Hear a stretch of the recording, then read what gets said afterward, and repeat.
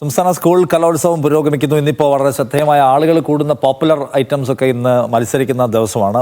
നാടകവേദിയിൽ നിന്ന് എൻ്റെ കൂടെ മുഹമ്മദ് ആഷിഖ് തത്സമയം ചേരുന്നു. ആഷിഖ്, എങ്ങനെയാണ് ഇപ്പോൾ ഈ ദിവസത്തെ ഒരു പങ്കാളിത്തം? മൊത്തത്തിൽ ഏറ്റവും കൂടുതൽ ആളുകൾ കാഴ്ചക്കാരായി എത്തിയിട്ടുള്ള ഐറ്റങ്ങൾ ഏതാണ്? അതിൻ്റെ ഏതൊക്കെ പെർഫോമൻസ് ഇപ്പോൾ നടക്കുന്നു, ഇനി നടക്കാനിരിക്കുന്നു?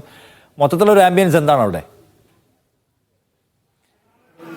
നിഷാദ്, കലോത്സവം പൊളിക്കുകയാണ്, വേറൊന്നും പറയാനില്ല. നിഷാദ് പറഞ്ഞതുപോലെ ഏറ്റവും പോപ്പുലറായ വേദികളിലൊന്ന് നാടകവേദിയാണ്. അത് ടാഗോർ തിയേറ്ററിൽ ഒരുക്കിയിരിക്കുന്ന നാടകവേദിയിൽ വലിയ ആൾ തിരക്കാണ് അനുഭവിപ്പിക്കുന്നത്. അത് വേദിയിലെ പെർഫോമൻസിനേക്കാൾ കാണികളായിട്ടുള്ള ആളുകളുടെ ആ നാടകത്തിലോട്ടുള്ള ഒരു ഇൻവോൾവ്മെന്റ് അസാധാരണമാണ്. ആ കാഴ്ചക്കാര് നാടകത്തോടൊപ്പം സഞ്ചരിക്കുന്ന രീതിയിൽ നാടകത്തിന്റെ ഒരു ഭാഗമായി കാണിക്കാർ കൂടി മാറുന്ന ഒരു കാഴ്ച നാടകവേദിയിൽ. ഈ കഴിഞ്ഞ 2 നാടകങ്ങളാണ് ഇപ്പോൾ കഴിഞ്ഞിട്ടുള്ളത്. അതിൽ രണ്ടിലും അസാധാരണമായ ഒരു ഇൻവോൾവ്മെന്റ് കാണികളുടെ ഭാഗത്തുണ്ട്. ഏറ്റവും വൈബ്രന്റ് ആയ വേദി ഏതാണ് കലോത്സവത്തിൽ?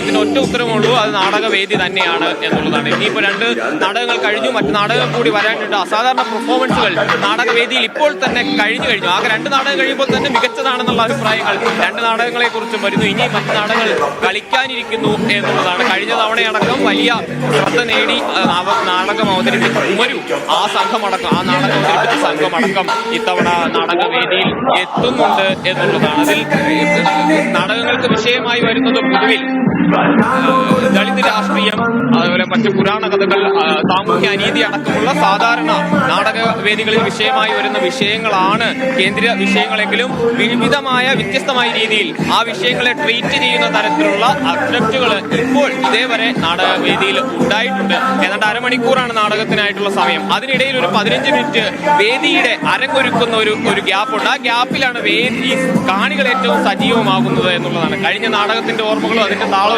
ഈണവുമൊക്കെ മനസ്സിലേറ്റിക്കൊണ്ട് കാണികൾ ആ നാടകത്തിന്റെ ഓളം അത്രയും സാംശീകരിച്ച് അടുത്ത നാടകത്തിനായിട്ടുള്ള കാത്തിരിപ്പിലാണ്. അല്പനേരത്തിനകം അടുത്ത നാടകം ആരംഭിക്കും.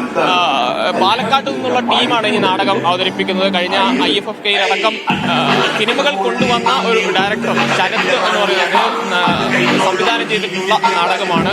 കയം എന്നാണ് പറയുന്നത്. അയ്യങ്കാളിപ്പാട എന്ന പഴയ നക്സൽ മൂവ്മെന്റിന്റെ ഒരു കഥ പറയുന്ന നാടകമാണ് അടുത്തത് എന്നാണ് നമ്മൾ അറിയുന്നത്. അതിനുള്ള ഒരു ആകാംക്ഷ എല്ലാവർക്കും ഉണ്ട് എന്ന് വേണമെങ്കിൽ തന്നെ പറയാം. ചേട്ടാ, എങ്ങനെയുണ്ട് ഇതുവരെ കണ്ട നാടകങ്ങൾ? എങ്ങനെയുണ്ട് ഇതുവരെ നാടകങ്ങളെ? എല്ലാ വിഷയങ്ങളും കൈകാര്യം ചെയ്തിട്ടുണ്ട്.